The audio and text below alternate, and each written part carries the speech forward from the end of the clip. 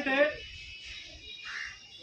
అడుక్కున్న జాతిలో మొదటి స్థానం ఉండేది మన జాతి వాళ్ళు. ఇప్పుడు సార్ గారు చెప్పారు 20 సంవత్సరాల ముందు ఎట్లా ఉన్నామంటే ఒక్కటి దెబ్బ తగిలితే 100 మంది ఒకటే అప్పుడు చదువుకు దూరం ఉన్నప్పుడు.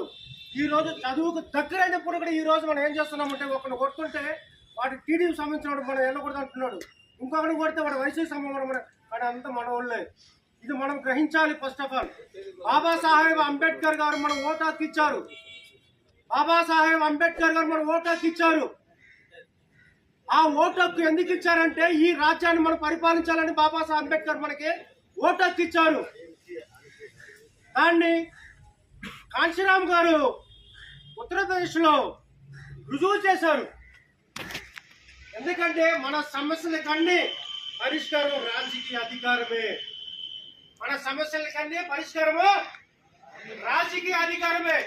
మొన్న జగన్మోహన్ రెడ్డి గారు 250 అడుగుల బాబాసాహెబ్ అంబేద్కర్ విగ్రహం పెట్టాడంటే అతని దగ్గర అధికారం ఉంది కాబట్టి విజయవాడ నడిబొడ్డులో పెట్టాడు.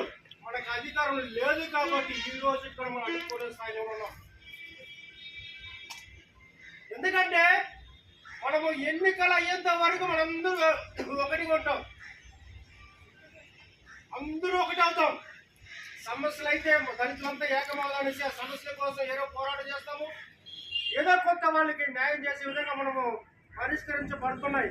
కానీ ఎన్నికలు ఓటింగ్ జరిగేటప్పుడు ఇప్పుడు ఇక్కడ ఉన్నటువంటి 50 మందిలో 10 మంది అటుపక్కుంటారు, 10 మంది అటుపక్కుంటారు, 10 మంది ఇటుపక్కుంటారు, 10 మంది ఇటుపక్కుంటారు.